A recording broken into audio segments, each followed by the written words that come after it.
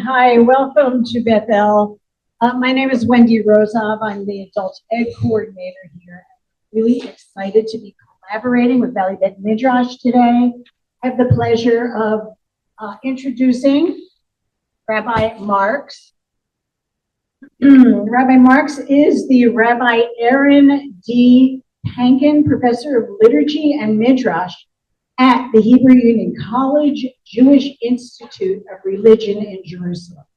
She's the first woman in Israel to hold a professorship in liturgy, and is a trailblazer in both academic and spiritual circles.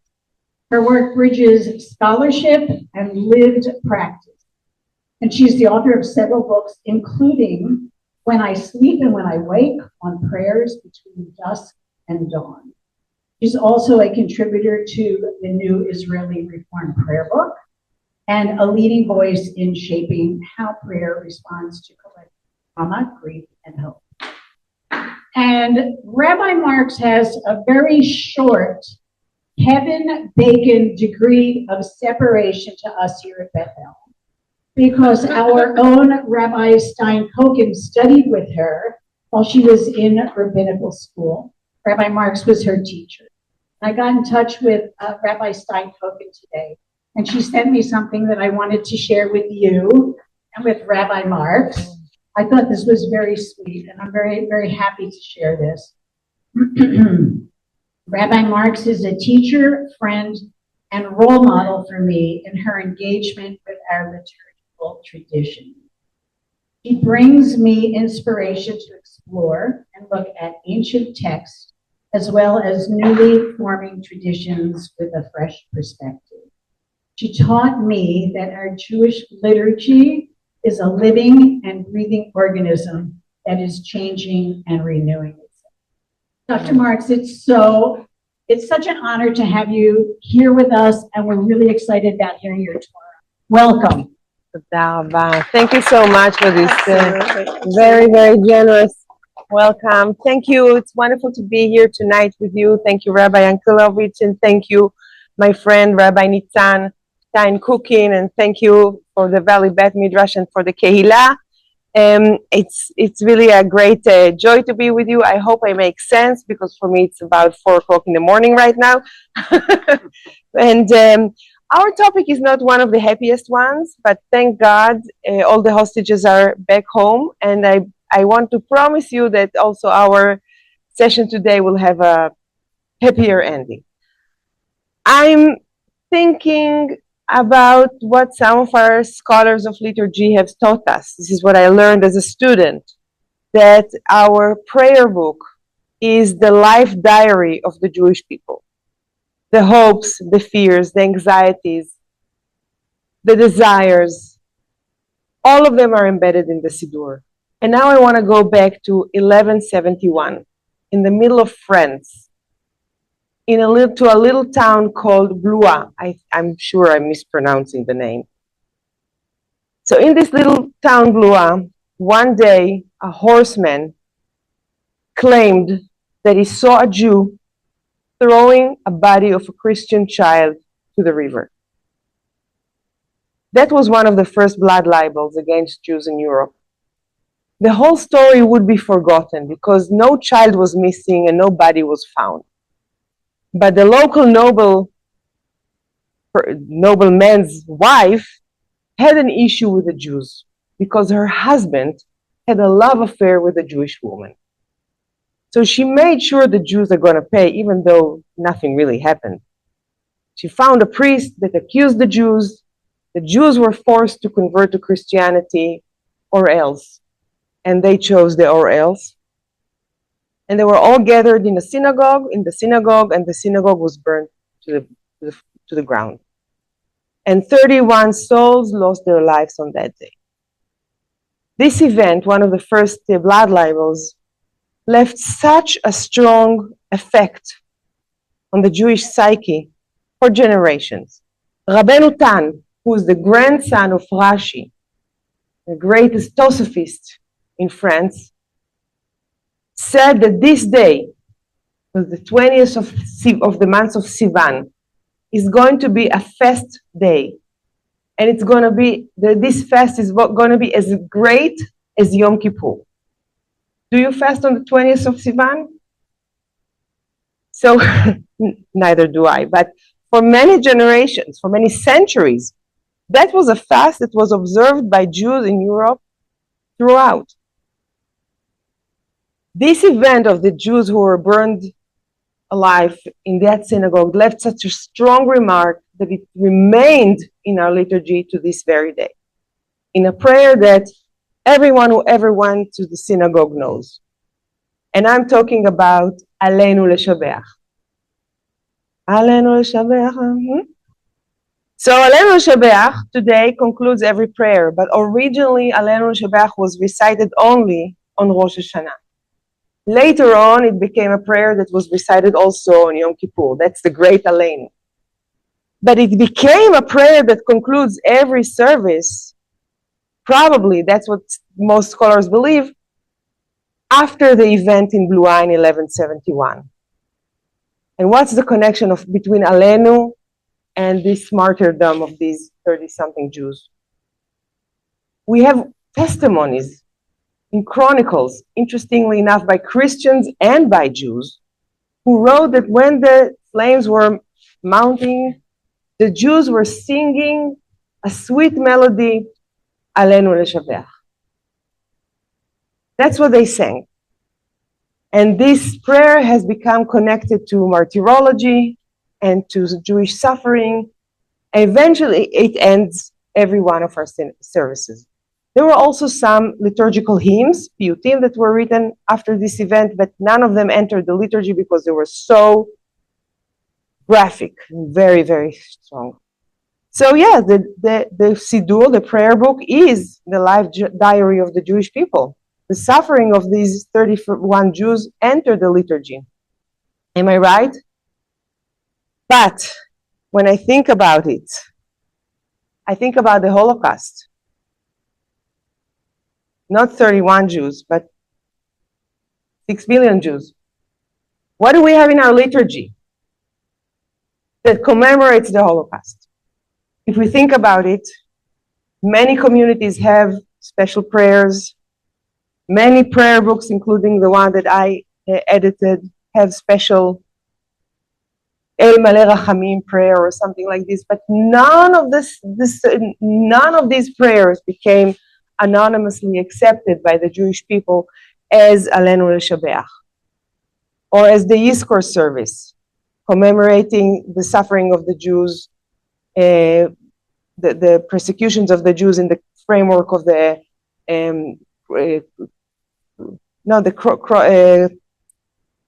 Crusades.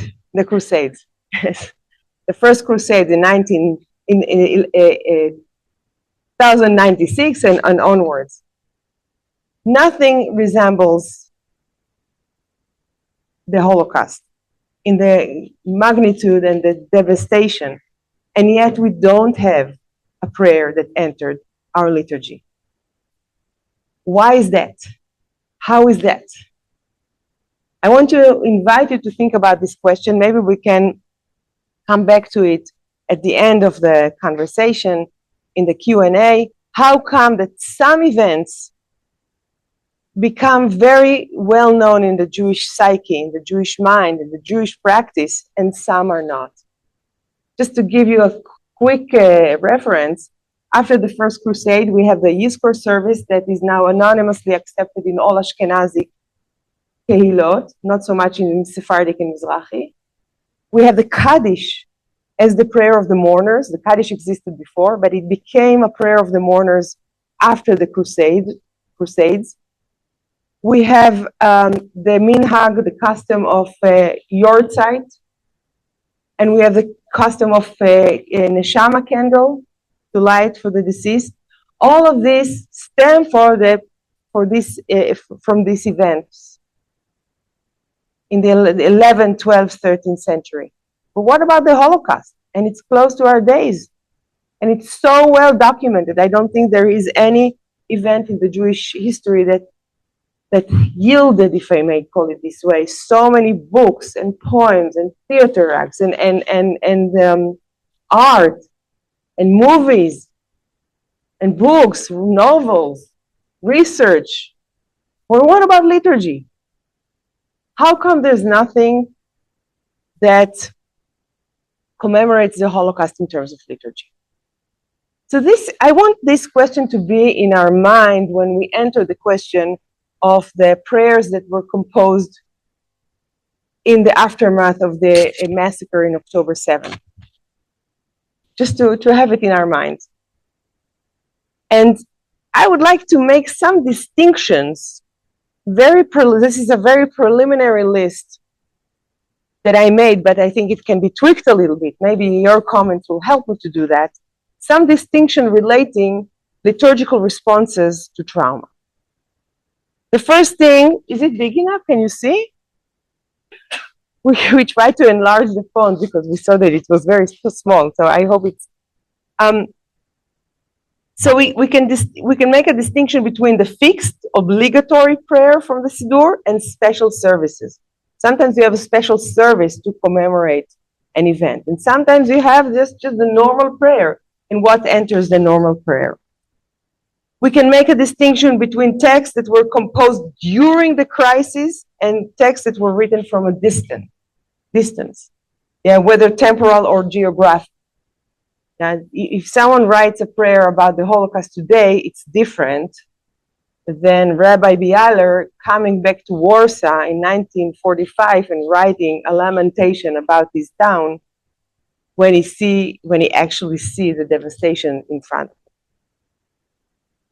We can make a distinction between spontaneous and personal prayers as opposed to official authoritative response. Can someone just say a prayer out of their heart or compose a text? Or is it, for example, the chief rabbinate of the state of Israel that composes the text? We can make a distinction between texts that were produced to be recited once in an event and prayers, petitions, and liturgical hymns that were meant for regular practice, like Aleinu L'Shabeach. It was not composed for the Holocaust, but it became a normal use in a daily liturgy. We can make a distinction between the initial usage of the prayer and its renewed use in a different text. So, for example, we have texts, prayers that were written in Italy about the plague in the 14th century, the Black Plague. And then in the 17th century, when there was another plague, they reused the text, they tweaked it a little bit, but they reused it. So that you can make a distinction between these two things. And we can make distinction between different theological and ideological approach. What are we actually saying to God? Are we angry? Do we feel guilty? Are we shameful of what happened? Do we take the responsibility? Do we think we deserve it? Is it an act of defiance? What are we doing when we pray? What is the ideological approach here? And when we come to talk about prayers that were composed after October 7th, this is very clear, coming from a different political and ideological orientation. Depends what people wrote, right? I try to bring you stuff that I think is good from a literary perspective, but there were all kinds of prayers. Some of them were, let's wipe Gaza altogether, let's kill them all, right? This is also a prayer. We can talk about the difference between liturgical and literary genres. Is it a confession? Is it a thanksgiving that we survived and we prevailed? Is it a petition, request? What is it? What is the liturgical genre that we're using here? Is it a text in prose? Is it a liturgical hymn? And then we can talk about, and that's, I think, the greatest riddle. We can try to predict which of these prayers will disappear and which will endure and enter the rhythm of liturgical life. We saw that when it comes to the Holocaust, very few prayers remained, and none of them was accepted anonymously. That's not the case with previous cases of disasters. So all these things are questions that we need to put in mind when we think about liturgical response to a disaster.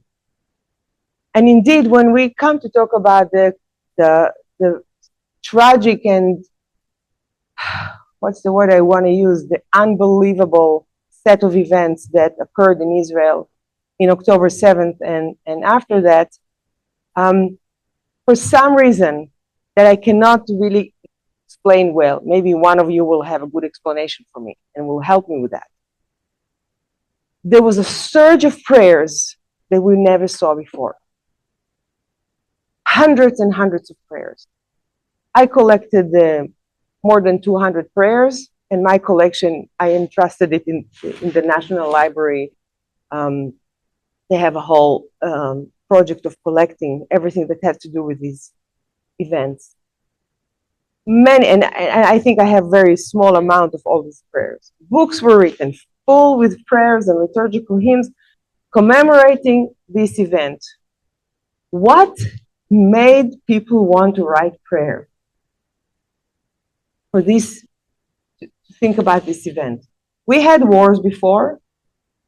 I don't remember many prayers that were written after the Yom Kippur War in 1973. I remember my father was a soldier in that war, came back with a little book of Psalms, and there was a little prayer written by the chief rabbi. That's it. And all of a sudden, with this war, so many people wrote prayers. And they were so different from each other. What happened here?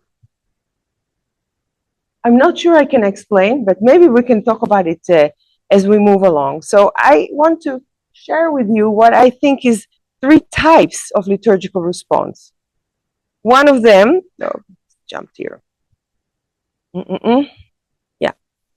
One of them is reuse. We take a text that already exists and we use it in a different context. We'll give a few examples in a second. One of them, we take a text of a prayer and we revise it or adapt it so it is suitable for the situation. And another thing is new text altogether. Texts that were not just were written in a way from scratch. So if you look at the right side of the text of the slide here, the words is matir asurim. It's a prayer that we say to God, God who frees the captives, frees the prisoners. But if you look at the letters in the middle, those in yellow, it's 7 and 10. And you know, in Israel, we write the dates upside down. First, you say the right way?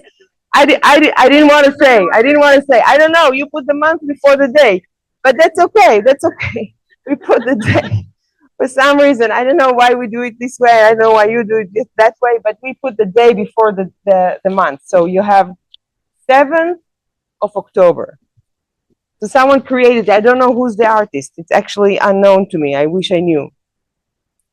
One of the texts that maybe in some of your synagogues you also used it, and you have it in your handouts. This is source number 1, although it says number 2, but it's number 1. We have the prayer called Achenu, our brothers, and we also add our sisters. Our brothers and sisters, the entire house of Israel, who are in trouble and captivity, whether at sea or in dry land, may the Makom, or may God, have mercy on them and bring them out of trouble to salvation, from darkness to light, and from captivity to redemption, now swiftly and in our time, and let us say Amen. In many ways, that has become the anthem of this whole period. Everybody sang it. Everybody prayed it. Probably because the tune that is very well known by Cantor A.B. Odenberg. And when October 7th happened, I was not in the country. I was in Toronto. I was a scholar in residence there. And I started getting emails from people in WhatsApp. Can it be that we did not include Achenu in our Siddur? When we edited the Siddur, I didn't think of including it.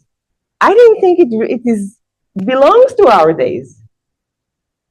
I thought it's a prayer that's not talking to our experience anymore. Who could imagine? How arrogant were we when we did not include that prayer? And that's an old prayer. It is documented in the 9th century, the first time it is documented. In Seder of Amram Gold, it appears there. And it is recited in traditional liturgy in the Torah service. In some places on weekdays and Shabbat, in some places just Shabbat. But that's a prayer that asks for compassion to our brothers and sisters who are in times of trouble. So when I got back to Israel, one of the first thing I did, I created these small stickers with this prayer, and we glued them on all the Sidurim in our synagogue, at HUC, and wherever. So that's an example of reuse of prayer. Yeah, I just wanted to show, I couldn't resist because that's not really our topic, but I wanted to show you how this prayer appears in Machzor Vitri from the beginning of the 13th century. You can see that this is the prayer. See the arrow here? Achenu, Achenu Kol Bet Israel. Yeah, this is the prayer. And when you can see it is written in a very, I think, very beautiful way in this Machzor. Sometimes they were very creative. Of course, it's handwriting, of course.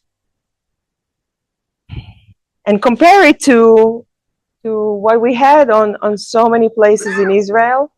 The same prayer, Achenu, our brothers and sisters, with the faces of the hostages. Wherever you went in Israel, you saw it. It was so much engraved in our lives. So this very ancient appearance of this prayer and this very new appearance of this prayer, and both of them say the same thing and address the same situation. There were other customs. So here I brought you it just in Hebrew, but I'll tell you what it says. It's from Satmar community, the ultra-Orthodox Satmar. And they say, all our mouth, our power is only with our mouths, right? They don't go to the army. So the power we have is with our words. And we should say every day in the prayer, Avinu Malkenu. The prayer Avinu Malkenu that normally is recited only on high holidays and fast days. They say we have to say it every day now because we are in time of such trouble. And the magnitude of these days is just like the high holidays. I wanted to say a word about the phrase Matir Asurim in the liturgy. I think I said it, I don't know how many thousands of times in my lifetime, and I said it with so many other phrases in the liturgy. I didn't think about it so much. But all of a sudden, these words became so meaningful, haunting, and I saw them everywhere. So for example, in the Shabbat morning service, in the traditional service, we say it 6 times. I go on Shabbat, I'm a Reform rabbi, but I go on Shabbat to a conservative synagogue, and I always lead the first part of the service. Not because I have such a great voice, I don't, but because that's the only way I make sure we begin on time and we end on time. So I always volunteer. They know I'm gonna, tonight I'm gonna go back to the hotel and get a little note. Are you gonna do Psukei Zimra this Shabbat? And I'm gonna say, no, I'm not in the country. But when you do, you'll see that this phrase, Matir Asurim, God who frees the captives, appears in the morning blessings, in the preliminary part of the prayer. It appears in Psalm 148 that we say in Psukei Zimra. It appears in a prayer called Mishmat Kol Chai that is also recited on Shabbat. It is recited during the Shema liturgy. It is recited during the Amidah liturgy in the blessing of Gvurot. And it is recited again in the Musaf prayer. So 6 times. It appears a lot in the prayer. So it was something Jews dealt with, right? Because we know that people were taken in captivity. And the communities make sure that these people will be returning home. Yeah, that's what we talk about redemption of the captive. So all of a sudden, texts that are already said in the liturgy becomes different, becomes more conspicuous, becomes more, and you could see the prayer leaders always, when they recited them in a more meaningful way than they used to. Okay, so that was the first type of responses, the reuse of the prayer. So we mentioned the Achenu prayer, our Achenu Kol Bet Israel, that's by the music of A.B. Rothenberg, and we mentioned Matir Asurim. Now let us talk about some cases of revision and adoption of existing prayers. So this is the Morning Kaddish. I think you all know it. And we have a phenomenon in the kibbutzim movement. Just before we began, Rabbi Rothenberg asked me, what is a prayer in the liberal world? Does it always have to address God? So I think in the Reform world, I would say, yes, we do address the divine. But what about secular prayers? Is it a thing? Can we have secular prayers that don't mention God? So the kibbutzim movement, it was one of the most creative segments of the Israeli society. We tend to think about the kibbutzim as secular, even atheist, but I would like to argue here, because I think the kibbutzim don't get the respect they should get, that they were religious in the most profound way. They took Judaism and they say, we're going to celebrate our Jewishness, but we're going to do it in our way. We're going to do it in a way that is suitable for us. So we know that they took the mourner's Kaddish and revised it in a way that doesn't say, may God's great name be hallowed and sanctified. They were talking about the person who's deceased. They were talking about the kehillah, the community. They revised, they changed, they shifted what the prayer is talking about. Yeah, so in a way, it's not a prayer because it doesn't talk about God. By the way, Kaddish doesn't talk with God, right? It talks about God in third person. So we have many examples of that, right? Oh, I deleted it. Oh, we have it here. This is source number 2, the bottom of the first page.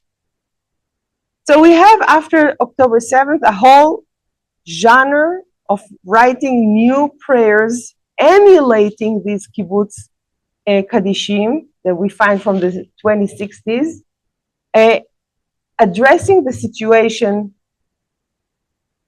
of the massacre. So, for example, you have here a text, Kaddish for the victims of Gaza, envelope by Rabbi, a member of Knesset, Gilad Kariv.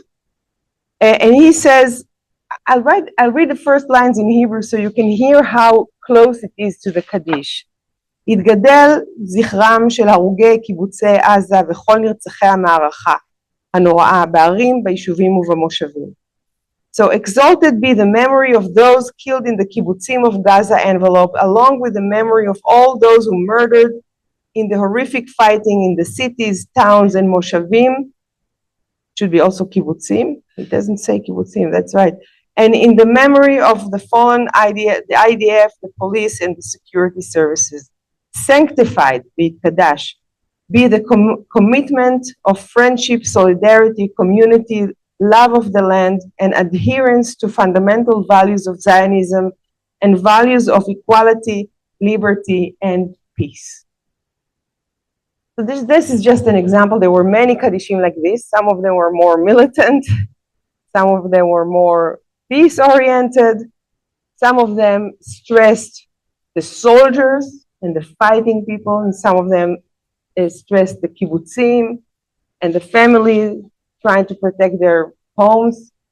But you can see that they took a prayer that already exists in the Kaddish. I don't know what happens to, maybe I should have begun with that.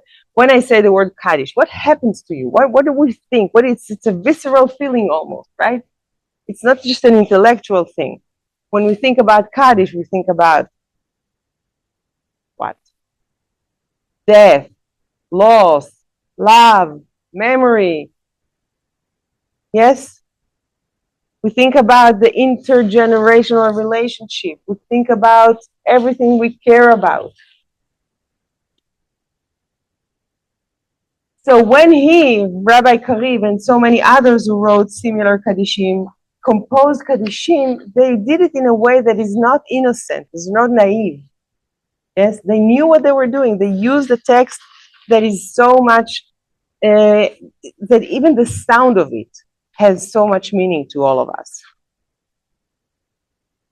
I'll move on. Is it okay? Can I continue? Great.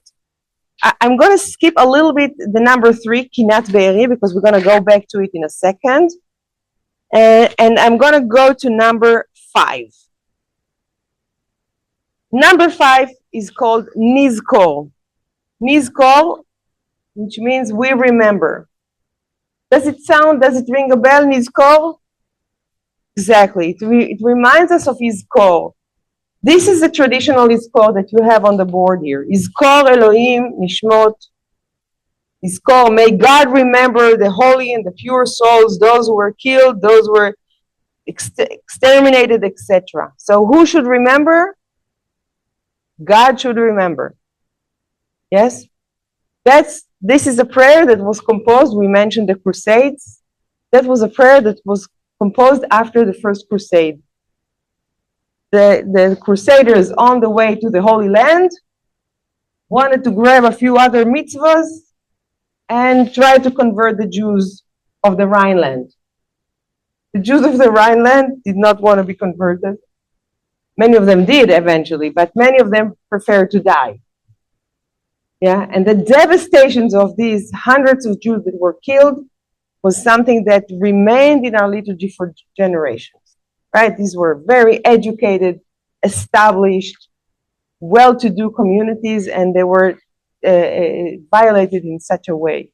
Yeah. So the prayer Yizkor entered the liturgy, and again, as I said before, only in the Ashkenazic world, not so much in the Sephardic and Mizrahi. What Rina Levanon, who is a student of mine at Hebrew Union College, is going to be a rabbi, she's a kibbutz member. She wrote a prayer, Nizkor, we remember our brothers and sisters, the loyal, the faithful, the brave, and the courageous, whom we lost amidst the horrors of war. I'm not going to read the whole thing, but you have it in front of you. You can look at it, of course. She emulated her prayer on Yizkor, on the traditional Yizkor, with one very conspicuous difference. Instead of asking God to remember, she requires that we remember. Yeah. So I can ask, is this a prayer? What do you think? It doesn't address God. But is it a prayer? I see some people nodding. I agree with you. I think it is a prayer. I think it addresses the transcendental in our lives, even if it's not talking deliberately, specifically, explicitly about what is about God. So what she does in this prayer is giving us very quick shots, pictures. It's like looking in a photo album of different moments in the lives of these people and in the lives of these congregations, and in the sufferings that they endured. And then she says, Nizkor, right? Where am I? We remember and we choose life in the gentle hand extended, in the thin ray of dawn, in the sprouting stem, in the breath of the earth. So that's this Nizkor. Again, taking a prayer that is known by everyone, taking a prayer that takes us to the realm of memory, of loss, of remembrance, and changing it in a way that is very, very different and very vibrant in our lives.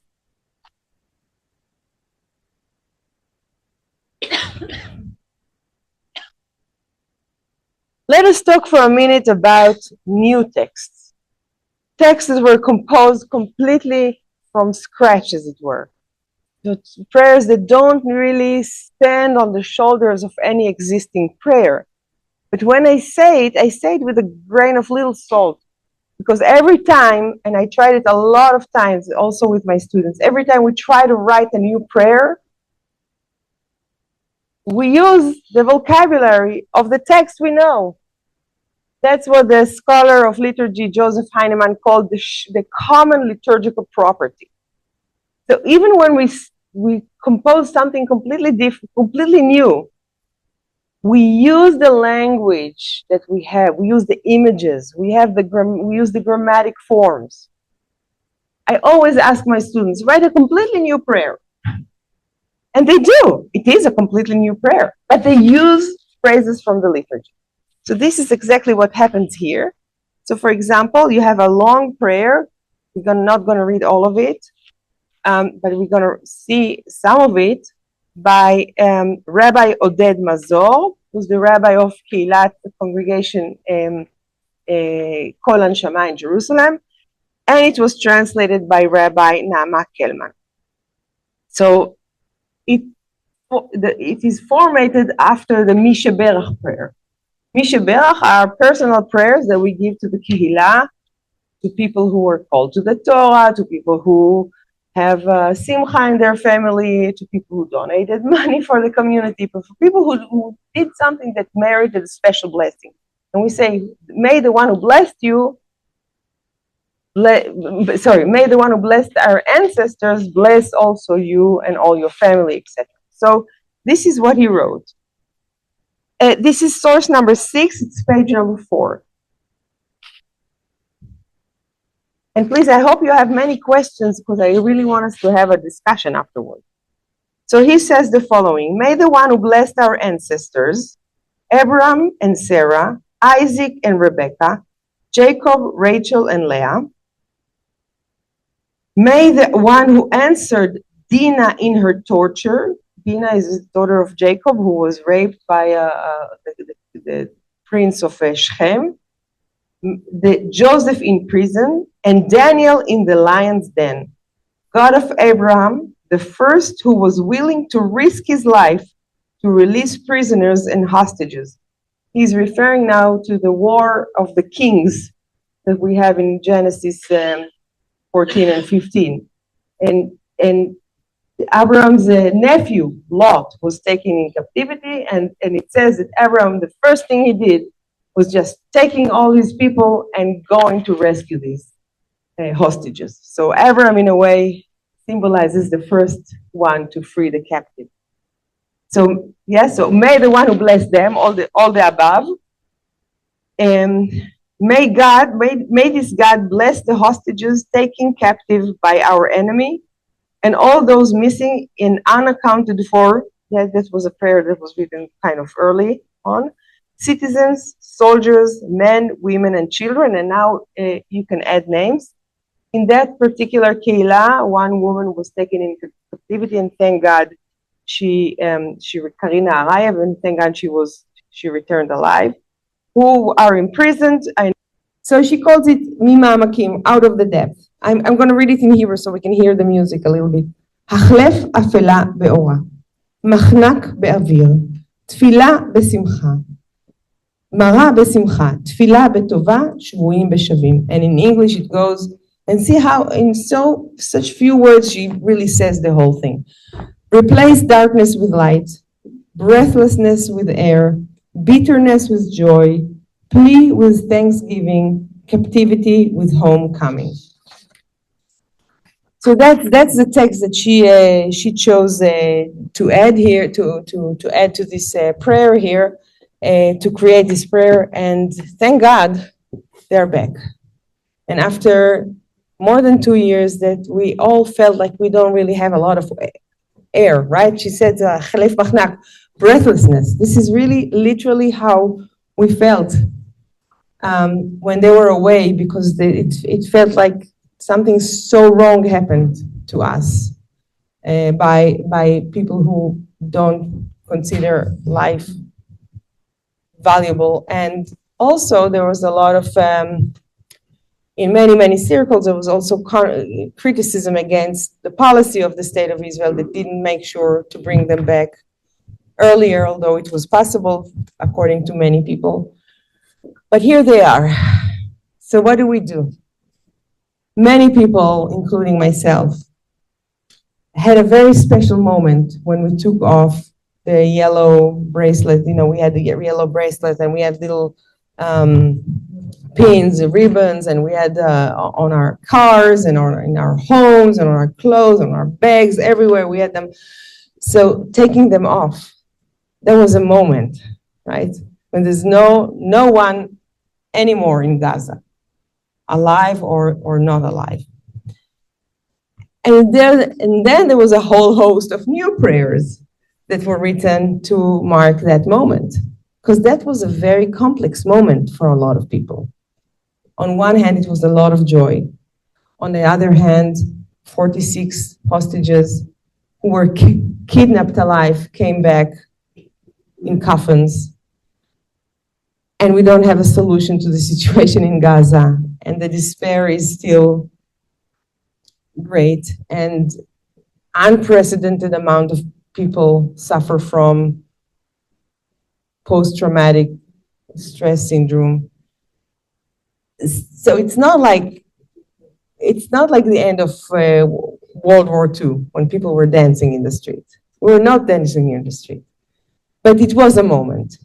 And I brought you here an example of a prayer that was written by one of my colleagues, Rabbi Noah Mazor, and it was translated by an American Israeli rabbi, Josh Weinberg. Maybe some of you know the name. He's the head of Artsal, it's the Reform Zionist organization, and it goes like this.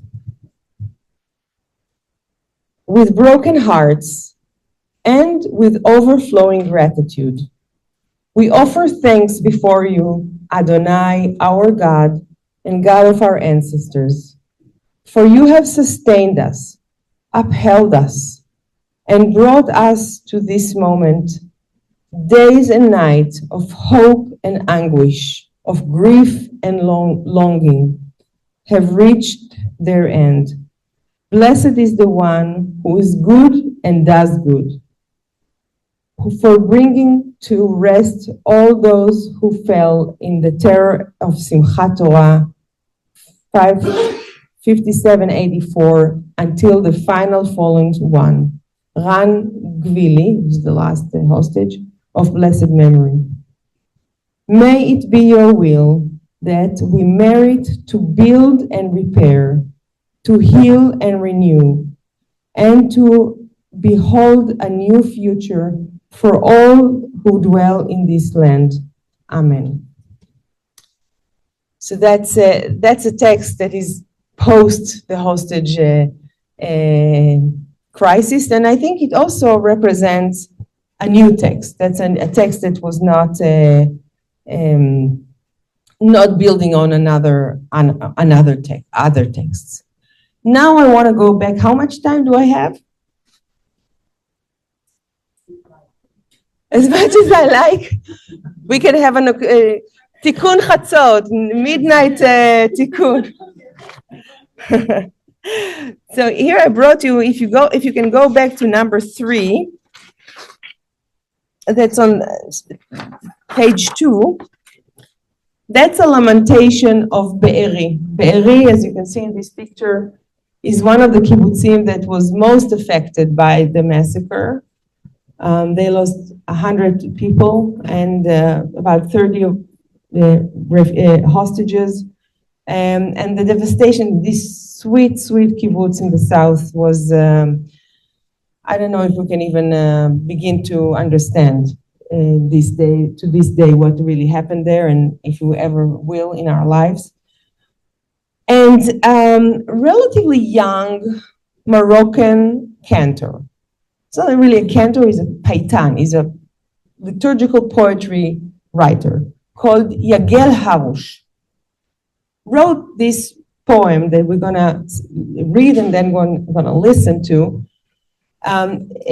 really a few days after the massacre. He had in his mind the music that he sang in his community, a Moroccan community, for the last day of Sukkot, Shmini Atzeret, the day after Sukkot, right? When we pray for rain. And when we pray for rain, in many communities, we do it in a music, in a cantorial setting that is very sad or very emotional, because this is a very crucial moment. Will we have rain or not?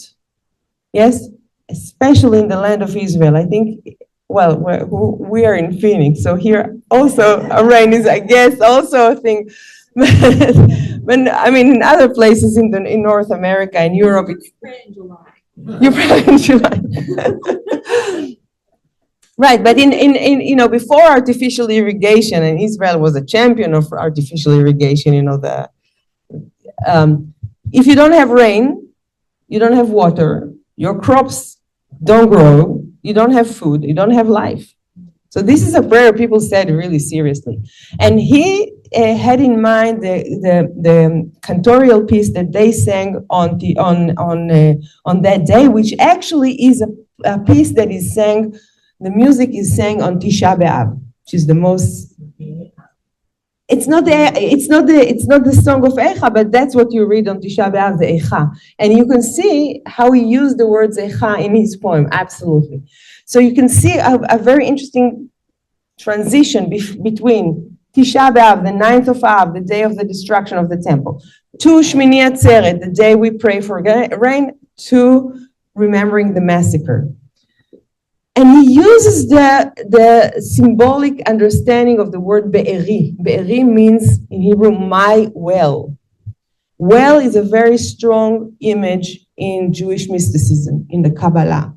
It represents the presence of God, the Shekhinah. It represents the Torah. It represents the be'er, the well of water, the source of life. Yeah. So he's talking about a well that is dried out. And that's what he does in his poem. And he told me, he doesn't like Reform Jews very much, but he was happy to meet with me. He said that he was making his children spaghetti for lunch, and the whole song was written in his head. And he kept it until the 30th day after the massacre, because he felt it was too soon to reveal it. And then he sang it, and we will hear him singing it in the National Library in Jerusalem. Anyone was in the National Library in Jerusalem? Oh, you should visit. That's really one of the happy places in Israel. This is really a wonderful, wonderful place, also from architectural point of view, but also there's a very spiritual vibe into this building. I cannot explain it, but it is. It's a very beautiful and very spiritual place. Now, I could not choose between the translations. There are two translations. One of them is close to the meaning of the text in Hebrew. That's the one by Joseph Goldman. And you mentioned the Eicha that you saw here. And the other one by Susan Weingarten, the English is the meaning of the English is closer to the Hebrew, but it's a different setting. So I could not choose. So how about, will it be okay if I read it in Hebrew and you can look in the translation of your choice? איכה בארי הפכה לקברי, ויום מאורי הפך שחורי, והושחת כל פרי, ונהפך שירי, איני נובעה מים מעומק שברי. איכה תורה ארוחה וסדורה, וכל פארה לא עמד לעזרה, וביום הדרה הושחת תאורי, איני נובעה מים מעומק שברי. איכה אמהות וילדות ונערות, בשבי מולכות, כבימי פרעות, ונפרצו גדרות, צאן ישרות, ופסקו מחולות, ונגינות משוררי, איני נובעה מים מעומק שירי. My eyes pour water from the depth of my brokenness, or my eyes filled with water from the depth of my despair. And then he ends with a positive way. That's something that is, you can see in many liturgical hymns. Some of them can be very harsh, like talk about really despair and disaster, but they always end with a positive note. So this is what he does here. ואיכה את מה בורא אומה, עד אן אומה תהיה מהומה, עד אן קומה תושפל אדמה, ואתה קומה להאיר נרי, ובעין רחמך תרפא שברי, ועיני הנובעת תשקה בארי. And my eyes beaming with water will fill my be'er, my well, be'eri. So yes, so we saw prayers that were written in the time of this crisis. We saw a prayer that was written after the crisis. I also brought you a text by maybe you know him. He's an American author living in Israel, and he wrote a few books of songs. But this is Eldon Solovey. Maybe you know him, yeah. This is not a prayer, but it is a hope by the artist Avraham Peso, and he says, Kibbutz Be'eri shall flourish again as the seeds of anemones. The anemone has become the symbol of the South, because at this time of the year, we are talking about Darom Adom. Sounds nice in Hebrew. Darom Adom means red south. Because if you go to the south of Israel, you will see these fields of anemones, and it's really beautiful. During the massacre, the south was red, but from in a different way. So in a way, this is the hope that the anemones, that the life will go back. Kibbutz Be'eri as a symbol of the devastation will flourish again, like the anemones. And I thought it's nice to end the presentation like this, because the rabbi of this congregation, my dear friend, Rabbi Nitzan Stein-Kukin, her name in German is anemone. So that's to you, my dear friend Nitzan. I wish you could be here with us, and may God send comfort to you as you mourn for your mother. Zichronah livracha. Do we have questions or comments, disagreements? Yes, please. Yeah, so why do you think that the Torah does not get words that the Jews like to fill the word?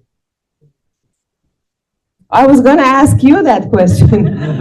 No, I think you ask it in a rather optimistic way when you say, why don't I think that it's yet? In other words, you're hoping that it will be one day. That's a good question. Anybody has a hunch? Yes, please. Not enough time for perspective.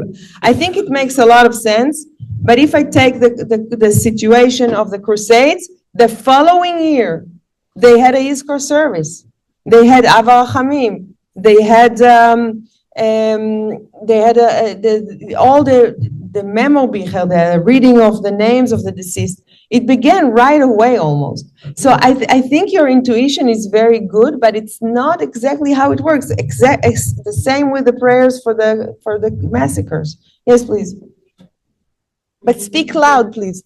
I believe that during the Crusaders, they really had no perspective of what book was. There was no television, nobody telling them what's going on. And there were, the country was totally different. They were in smaller groups in every place, so they had to almost act right away, because if we go away, nobody would know where they are. Today, you know, we could look what happened 10 years ago, and we could project what's going to happen 3 years from now, whatever. Plus, I don't believe that the Israeli community, particularly, and the Jewish community as a whole, has recovered from October 2nd. We still need to know what happened, and nobody wants to talk about it. And I believe it's people are just sort of holding their head down and moving on as best as they can. Right. So you're saying the difference is maybe the perspective. What can you expect from the future? And interestingly enough, just following your point here, we know that communities that were completely wiped out, they had no liturgy because there was no one to remember. In places where some people were murdered or but there was someone to remember them, then we have this kind of liturgy. So that's a good point. Anybody else has a hunch? Yes, please. I think a couple of things. I think that the Shoah was on such a huge scale. Mm-hmm. You know, this first blood libel story from 1171, that was 31 people, right? It Very seems focused. Small, very focused. Mm. The first crusade, you said it was a few hundred people. Seemed Up to like, 2,000. We don't know exactly. okay, but not 6 million. Mm. Mm-hmm. There also, I think, out of the Shoah came a lot of survivors who rejected the idea of God wholesale. Mm-hmm. Right. So I hear you saying two things, and both of them I completely agree. One of them is the situation in Blois in 1171 was very focused. It happened in one place, in one congregation for 31 people. It was very clearly defined. The Holocaust was over 6 years in an immense geographical scope, and it was done in different ways, and it was experienced in different ways. So it's hard to kind of pinpoint a moment. Absolutely, that's the first thing you said. The second explanation you gave is a theological one. If back in the day Jews were taking the responsibility, something bad happened, and we can see it in all these prayers and piyutim. Something bad happens, it's because of our sin. We are sinful, and then bad things happen to us. In a way, that is the way many victims react like this sometimes. Because what else can you say? Can you say that God is bad? God forbid. Can you say that God is not omnipotent? God doesn't have a power to save us? Definitely not. Can you say that God is not around? So what do you say? You assume the responsibility of the bad thing that happened to you. It happened to me because I was bad.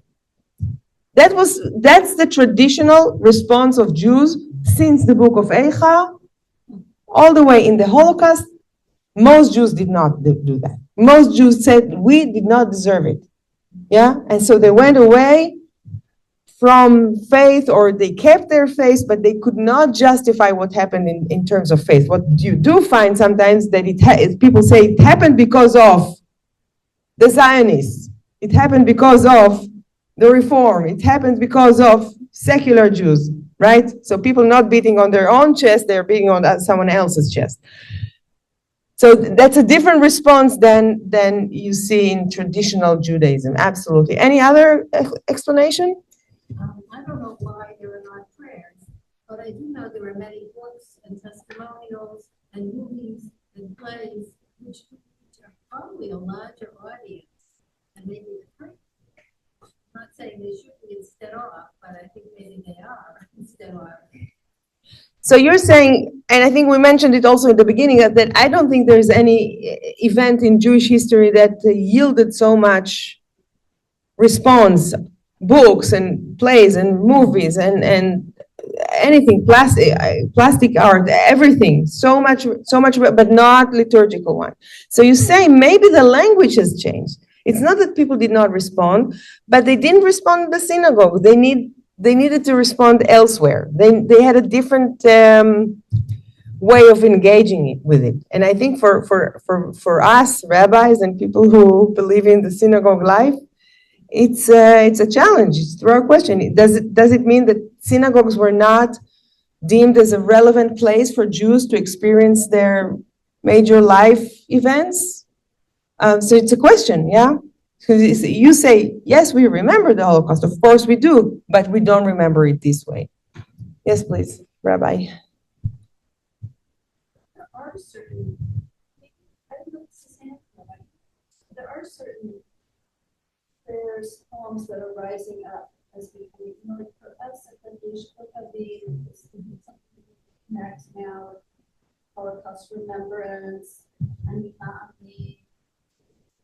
Kaddish, right, that mentions the concentration camps. Not universal. Even like, we Yom HaShoah, but we don't have one service, right? We don't give killed that yet, I would say. But there are these certain groups that are rising up as connected. I completely agree with you. And you have El Maleh Rachamim, which is the mournful prayer. But I collected 13 different versions of it. And I don't think I have even half of them. So what I'm trying to say is not that there are no liturgical responses. I'm saying that there is no accepted liturgical response as there were to previous events. Maybe it has to do with the fact that the world has changed, right? That it's much more diverse, many languages, a lot of different ethnic groups within Judaism, so it's hard to agree on something. But I think there's something else here. Yes? I would also like to say that after the Second World War, when people became aware of this horrible Holocaust that had occurred, there was a period of time where it was not spoken about. There were no stories written. There was nothing for a long time. And it wasn't until people began to heal and began to recover from what actually happened, and that we actually accepted what had happened, that we began to see literature coming out, we began to see various things. We did not see many prayers, but we did see other things. I agree with you about the other things. About the prayers, I think I mentioned at the beginning, a lamentation by Chaim Bialer, who came back to his hometown, Warsaw, and wrote a prayer right there and then. But it was not anonymously accepted, right? Yeah, so in some Hasidic group where you have the rabbi as an authority, and if the rabbi say we're gonna pray to remember the Holocaust, we're gonna say some liturgical hymns here on Tisha B'Av, which is the day of the devastation of the Jewish people, it's gonna happen, right? Because he says so. In other places where you don't have a strong authority, it's not gonna happen. Yeah. So I think there's something else here. All the things that you say are absolutely true. I think another thing that we can think about is that there is more fear of deciding important things, especially in some more traditional circles within Judaism. Rabbi Soloveitchik, who lived in this country, I think he lived in Boston, he was a very prominent Orthodox rabbi. And he was asked once, why cannot we write new prayers to remember the Holocaust? And his answer was, we don't need to write new prayers. We can say the same prayers that were written about the victims of the Crusaders in the 11th, 12th, 13th century. They spoke about war, they spoke about mines and Worms and Speyer. And we can say these prayers and think about Warsaw and Vilna, right? So I think there's less willingness at least in many circles, to come out and say something really serious happened, and we need to address it liturgically. So I don't know if I answered your question. I don't know if you have an answer for that, but these are a few answers that I think what came out of this conversation here. I see two more people want to say something about it. Different ways of responding. For Radi's son, Israel, says that after World War II, there was a conscious decision that they were going to replace it. And that was a response. It wasn't surgical, but it was a response to the Holocaust. Mm-hmm. That I think we're seeing impact Israel very much. Right. So there is a response, but it's not necessarily a liturgical one. Absolutely, yes. Thank you. More than not killed as people who are Jews, we kill as people who materially have taken things from the Jewish people, with stories from the Jewish people. Allegedly.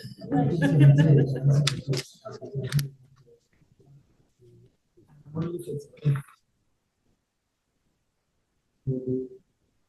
already, especially because we are units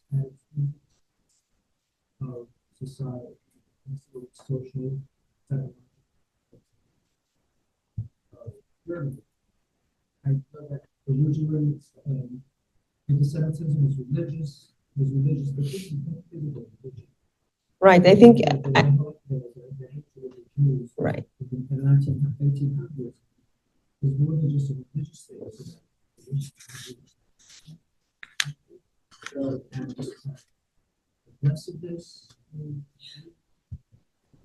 because they from Passover. right, I think following what you say, in the Nazi theory, ideology, they did not care so much about the Jewish religion. They were talking about, that was a racist, it has to do with us as a race, and not so much as a people. So, and you say that maybe religion was not the prism through which the Holocaust was lived, and I think it kind of takes us, what you just said, to the topic that we discussed here, the October 7th, and why there were so many prayers. I don't think I have a good answer to that. I think people needed something that is beyond us because it was so unclear what was going on. But the second thing is that I think this is the first war that we have experienced that was a religious war. Yeah, the Hamas are not Palestinian nationalists. That's not the PLO, right? Hamas is something else. They came with a very clear religious agenda. Yes? And maybe the response to this religious agenda was another religious, a different religious agenda, like competing. There's so much response to this war,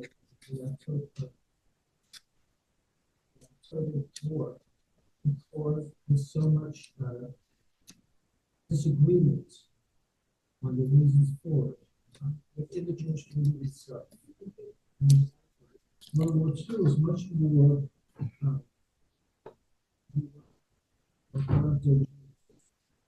Right. But World War II is more focused on heroes and the reverse.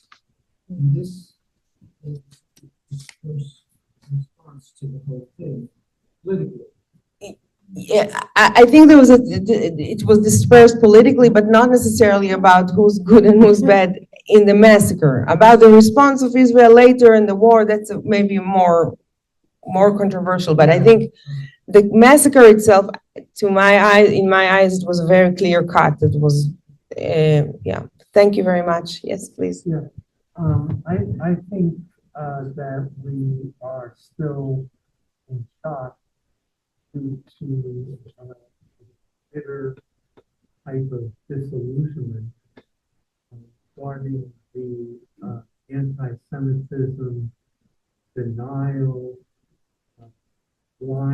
turning a blind eye, and apathy toward what was happening to the Jewish people by our non-Jewish brothers and sisters, that we just can't believe how long it took them to come to help us. Mm-hmm. So I think definitely the shock is a very important. It's a very important segment in this. You have to ascribe meaning to all these things that feels completely. How do you even begin? So maybe that was part of it. Yes, please, thank you. And I don't know what we're doing with time. You give me a 5-minute warning. You gave me 5-minute warning? No, you didn't. You have Okay. some more time for questions. I also think that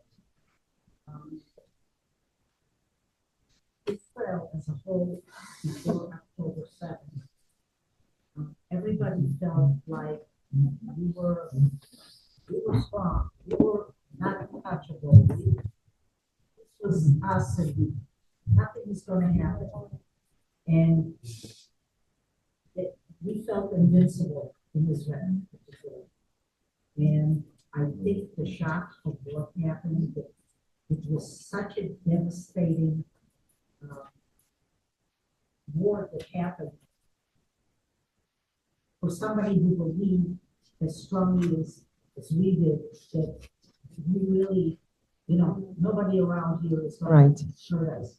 Yes, absolutely. The shock, especially, maybe that this way of thinking that you described is exactly what led me as an editor of a Siddur not to include a prayer for Jews who are in distress and captivity, because I said, what is it? It's not relevant. We don't need that. We don't need that. We're beyond that. And then that happened, so we needed a language to kind of grasp it. Thank you, please. Hey, I want to thank you for coming. Thank you. Kudos for VBM for bringing you here. Thank you. And we read through these. Thank you, being Jewish American or American Jews, how we might individually think of ourselves, waking up every morning to what's happening here. A lot of these words can speak directly to us waking up in the morning and hearing what's going on during the course of the day before. I want you to know that a lot of that speaks to us, especially in the Reform movement for sure, in the liberal movement for sure. These different words of older prayers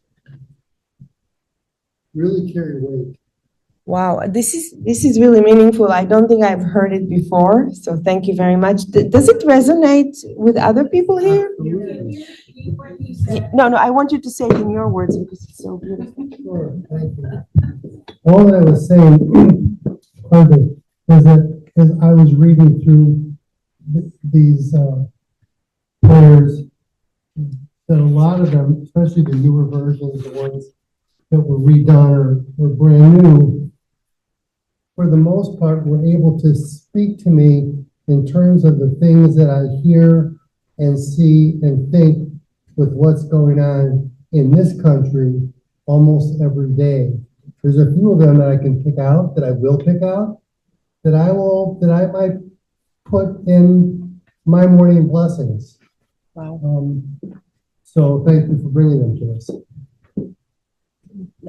Thank you very much. This is very meaningful because what you say, I think what makes a prayer work, if I may call it this way, I hope it doesn't cheapen what makes it work is that it can work not only for a very specific situation and for very specific people in a very specific time, but it can resonate with similar feelings that other people have in different contexts and places and maybe times. So that's what you say that worked for you. Is that something that some of you also feel? Wow, thank you. A lot of us feel that we have two wells that are running dry. Mm-hmm. And that particular prayer really spoke to me. I understand. But also, I hope that also the end of this prayer, that prays that the well will be filled again. Atikva, yes. Any other thing, anything that one of these texts caught your attention, or yes, please? Yeah, I thought it was interesting in this work. In the Yizkor, yeah. That there's no mention of God, but there is secondly mention of poets. Yes. So it's like there's no spirituality. I guess it was very spiritual. You see, I don't necessarily see it as a dichotomy.